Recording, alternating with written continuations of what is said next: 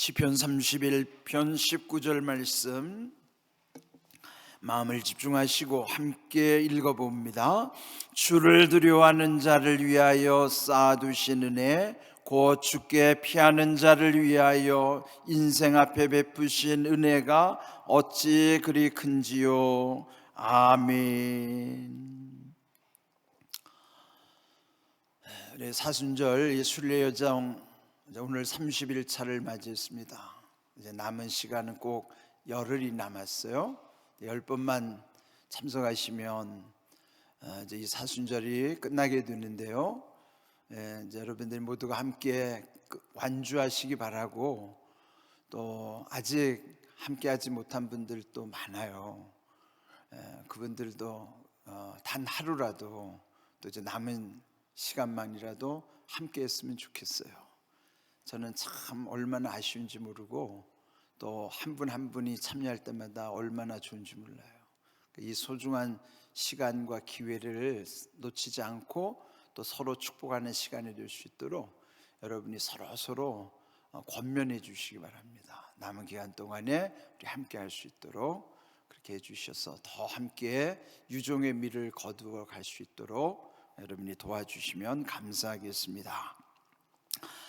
어제 주신 말씀을 또 다시 한번 기억해 보시기를 바랍니다. 어제 우리 말씀 가운데 요한복음 16장 33절 그 마지막 절에 있는 말씀이었었죠. 이것을 너희에게 이르는 것은 너희로 내 안에서 평안을 누리게 하려 함이라. 세상에서는 너희가 환난을 당하나 담대하라. 내가 세상을 이겼노라. 주님이 말씀하신 것처럼 평안을 누리게 하려 함이라 하신 것처럼 우리는 평안을 누리는 삶을 살아야만 합니다. 그것은 세상이 평안하기 때문이 아니라 세상은 늘 환난이 있을 수밖에 없지만, 그러나 그 환난 중에 담대할 수 있는 것은 주님께서 세상을 이기셨으므로 주님이 주시는 평안함으로, 그래서 평안을 누리게 되는 것입니다. 여러분들 평안함과 담대함으로 주님이 함께 하심을 늘 체험하는 삶이 될 수 있기를 바랍니다. 자, 오늘 이 본문 말씀에도 보면요, 그 세상의 환난 가운데에서 평안함과 담대함을 경험했던 인물의 고백이에요. 시편 31편은 다윗의 시편인데, 여러분 다윗의 인생을 한번 떠올려 보십시오. 그 인생이 얼마나 파란만장 산전수전을 겪었던 인생인가. 그는요, 왕이 되기 전에도 그 첫 번째 왕이었던 사울, 그 사울 왕은 다윗과 관계를 보면 사실 장인과 사위의 사이예요. 그런데도 다윗이 왕이 될까봐 그 사울이 끊임없이 다윗을 죽이려고 뒤쫓아다니잖아요. 추적하는 거예요. 그러니 그 죽음의 공포, 숨어 다니는 그 오랜 세월, 얼마나 두려움이 많았겠어요.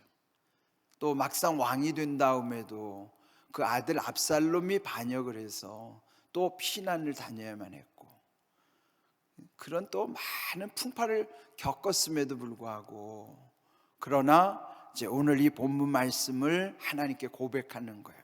오늘 이 시편 31편 이 말씀 중에 9절을 보시면, 여호와여 내가 고통 중에 있사오니 내게 은혜를 베푸소서. 내가 근심 때문에 눈과 영혼과 몸이 쇠하였나이다.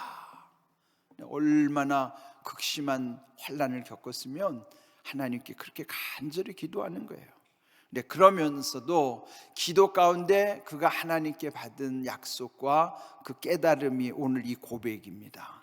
31편 19절 말씀 보시면, 주를 두려워하는 자를 위하여 쌓아두신 은혜, 곧 주께 피하는 자를 위하여 인생 앞에 베푸신 은혜가 어찌 그리 큰지요.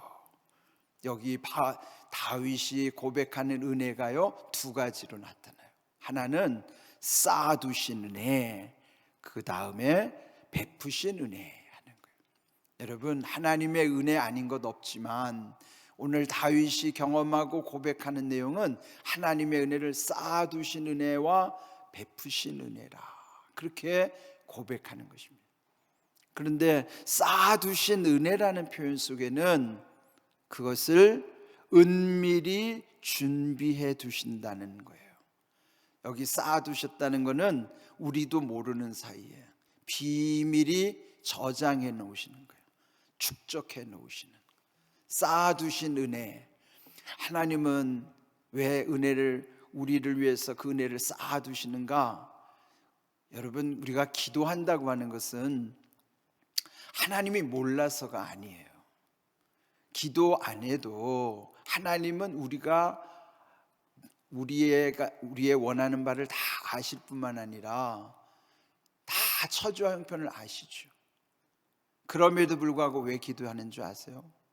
그 중에 중요한 이유는 하나님께서 명령하셨고 그 명령을 순종하는 것이 믿음이기 때문에 하나님은 기도하게 하심으로 그 믿음을 보시는 거예요. 하나님이 몰라서 기도하라는 게 아니고 아심에도 불구하고 기도하라는 건 그 기도가 믿음이기 때문이에요. 그래서 우리는 기도해야만 하는 거예요. 왜? 그게 믿음이기 때문에. 우리가 아무리 사소한 것이라도 하나님께 기도하는 것은 하나님을 믿기 때문에, 하나님을 신뢰하기 때문에 다 아뢰고 기도하는 것이에요. 그래서 쌓아두신 은혜라고 하는 것은 어떤 자에게 주시는 것인가? 그 앞에 보면 주를 두려워하는 자를 위하여 쌓아두신 은혜라는 거예요. 여기서 주를 두려워한다고 하는 것은 경외하는 자라는 뜻이에요.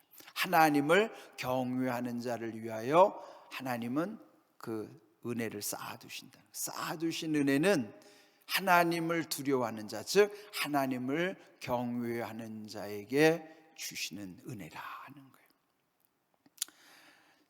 세상에는요, 두려워하면 가까이 갈 수 없어요. 그런데 하나님께는 두려워하면서 가까이 가는 거예요. 그것이 바로 경외의 신비예요. 세상은 두려우면 멀어지는 것이지만 하나님은 두려워할수록 가까이 가고 싶은 마음이 드는 거예요. 문제는 우리 마음에서 하나님을 두려워할 줄 모르기 때문이에요. 여기서의 두려움은 세상에서 주는 그런 벌 받을까 봐 두려워하는 그런 두려움이 아니고, 하나님을 사랑함으로 그분을 실망시켜 드리고 싶지 않은 정말 내 마음에서부터 그런 두려움이에요. 하나님을 두려워하는 두려움 속에는 하나님께 끌려가는 두려움이 있는 거예요. 신비한 그 두려움이 경외의 두려움인 것입니다. 그래서 전에도 말씀드린 바와 같이 두려움에는 나쁜 두려움과 좋은 두려움이 있는데, 하나님을 두려워하는 것은 좋은 두려움인 거예요. 하나님을 두려워하면요, 함부로 죄 짓지도 않고, 하나님을 두려워하면 마음이 편안해지는 거예요. 그 하나님을 바라보면 그 죄를 피해갈 수도 있고, 그러니까 항상 하나님이 나를 보고 계시니까 두려워하면서도 떳떳한 거죠. 하나님을 두려워하는 사람은 자유한 것입니다. 여기 이 말씀 속에 두려워한다고 하는 것, 그 두려움의 떨림, 우리가 이제 두려워서 떤다고 그러잖아요. 그 떨림, 하나님께 대한 두려움의 떨림, 그 사람에게 하나님은 그 쌓아두신 은혜를 그 다음에 어떻게 하는가? 베풀어 주신다. 그런데 여기 베푸신 은혜는 어떻게 임하는가? 죽게 피하는 자를 위하여 인생 앞에 베푸신 은혜라고 그랬어요. 죽게 피한다고 하는 게 뭐예요? 죽게로 오는 거죠. 어떤 세상의 위기에 봉착했을 때에 그 무엇에 의지하지 아니하고 주님께로 피하는 거예요. 죽게 피한다는 건 죽게로 오는 거예요. 가까이 오는 것을 말하는 거예요. 그게 뭐죠? 끌림이 있는 거예요. 네? 제가 두 가지 말씀드렸죠. 하나는 하나님을 두려워하는 그 떨림 속에 하나님께로 피하는 끌림이 있다는 거예요. 떨림과 끌림, 이 두 가지는 우리 이제 림으로 끝나는 말이죠. 떨림, 그 끌림 속에 하나님은 우리 가운데 모든 문제를 풀어주시는 거예요. 그게 뭐예요? 풀림이 거기 있는 거예요. 세 가지 말씀드렸어요. 떨림과 끌림 속에서 풀림이 있다는 거예요. 우리 안에는 풀어야 될 게 많아요. 제일 중요한 것은 마음이 풀려야 돼요. 제일 민감한 게 마음이기 때문에 마음에 굳어지면서부터, 마음에서부터 얽혀지면서부터, 마음에서부터 눌려지면서부터 몸에도 안 좋고 모든 관계도 이 경직되고, 그 문제의 모든 원인이 대부분 다 마음으로부터 비롯돼요. 근데 마음이 풀려져야 모든 문제도 풀려지고 삶도 회복되고, 그래서 마음이 풀리는 것이 제일 중요한데, 그 풀림이 어디서 오는가? 하나님을 두려워하는 떨림, 또 주님께로 피하는 끌림, 그 떨림과 그 끌림 속에서 내 마음에서 풀림이 생긴다며. 풀림, 마음이 풀리는 것은 하나님을 두려워하고 하나님께로 피할 때, 그때 베풀어. 그래서 그게 베푸시는 은혜예요. 베푸시는 은혜는 뭐예요? 문제가 해결되는 은혜란 말이에요. 쌓아두시는 은혜, 예비하시는 것이고, 마침내 그것이 우리에게 베풀어지는 은혜, 이것은 풀리게 하시는 거예요. 그래서 오늘 이 두 가지, 이 다윗이 고백한 쌓아두신 은혜, 베푸신 은혜, 쌓아두신 은혜가 베풀어져야만 진정 우리에게 유익한 것인데, 하나님은 은혜를 쌓아놓고 계신데도 정녕 자기 삶 속에 은혜를 누리지 못하는 사람들이 많아요. 베푸신 은혜를 누리지 못하면 무슨 의미가 있겠어요? 하나님은 은혜를 쌓아놓고 계신데, 또 은혜를 쌓으시기를 원하시는데 우리가 합당하지 못하니까 그 베푸신 은혜를 누리지 못하는 경우가 많단 말이죠. 두 가지 은혜, 쌓아두신 은혜는 하나님을 경외하는 자들을 위하며, 베푸신 은혜는 주께 피하는 자들을 위하며, 하나님을 경외하는 그 두려움의 떨림, 그걸 구하세요. 또 상황 속에서 힘들 때마다 하나님께 피하려고 하는, 내가 하나님께로 끌리는 그 끌림을 구하세요. 그 두려움의 떨림과 그 피하는 끌림 속에 내 마음의 모든 것, 그 베푸신 은혜, 그 삶이 나의 모든 마음에서부터 풀림, 그 풀림의 은혜 가운데 문제는 해결하게 돼 있는, 떠나게 돼 있고 해결하게 돼 있는 거예요. 그 가운데는 악한 마귀 사탄이 역사할 수가 없는 거예요. 우리가 이 원리를 그냥 머리에만 두지 말고 우리의 믿음의 고백으로 마음에 새기고 그 말씀을 의지하고 기도하면서 우리가 그렇게 살아가야만 하는 거예요. 주를 두려워하는 자를 위하여 쌓아두신 은혜, 곧, 그건 이어져야 되네, 곧 주께 피하는 자를 위하여 인생 앞에 베푸시는, 인생 앞에, 내 앞에 그 은혜를 베풀어 주신다. 인생 앞에는 곧 내 앞에 그 고백이 돼야 돼. 내 앞에 베풀어 주시는 은혜. 예? 그게 어찌 그리 큰지요? 그건 뭐예요? 다윗이 경험했기 때문에. 다윗이 자기 삶 속에서 깨닫고 보니까 그 은혜가 얼마나 큰지 헤아릴 수 없는 거예요. 어찌 그리 큰지요? 예? 이 말씀을 오늘도 여러분 마음에 깊이 새기십시오. 두 가지 은혜 한번 따라해 볼까요? 쌓아두신 은혜, 베푸신 은혜. 예, 그 쌓아두신 은혜, 베푸신 은혜, 그것이 결국은 하나님이 우리를 위해서 예비하신 은혜예요. 예? 오늘 이 말씀도 샤우팅을 할 때 여러분 마음에 깊이 새기십시오. 제가 오늘 중요한 표현들을 비교하면서 말씀드렸어요. 예? 주를 경외하는 자, 두려워하는 자, 주께 피하는 자, 그것도 이렇게 비교되는 것이지만 쌓아두신 은혜, 베푸신 은혜, 그 가운데 떨림과 끌림과 풀림, 이 세 가지를 잘 기억하십시오. 오늘도 이 말씀 샤우팅할 때 2번 끊습니다. 주를 두려워하는 자를 위하여 쌓아두시는 애, 거기 한번 끊고, 곧 주께 피하는 자를 위하여, 거기 한번 끊고, 인생 앞에 베푸시는 애가 어찌 그리 큰지요 라고 여러분도 고백하는 거예요. 믿음으로 선포하십시오.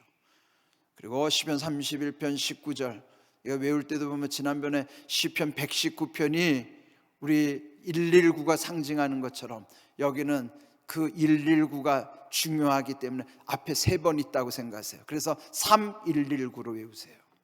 시편 3119예요. 시 3119. 왜? 중요하니까 우리가 지금 3번 반복하듯이 3119. 왜? 119가 3번 있는 거야 앞에. 그 여러분 떠오르게 하려고 지금 제가 억지로 여러분에게 지금 말씀드리는 거예요. 시 3119 기억하십시오. 자, 오늘도 믿음으로 선포합니다. 자, 우리 준비하시고 함께 외칩니다.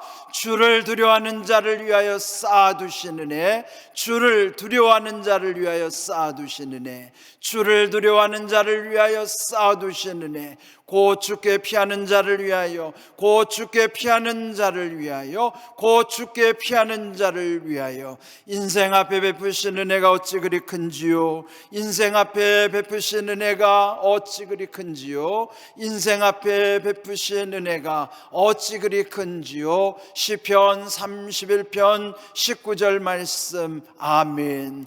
이 말씀대로 평생토록 쌓아두시는 애, 베푸시는 애를 누리는 삶이 되기를 주님의 이름으로 축복합니다.